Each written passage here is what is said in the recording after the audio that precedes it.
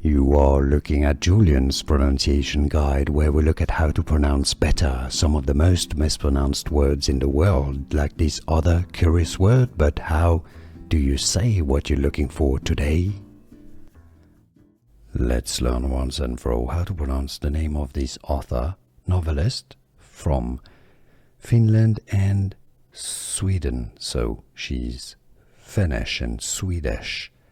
If you want to learn more names from literature that are confusing, make sure to stay tuned.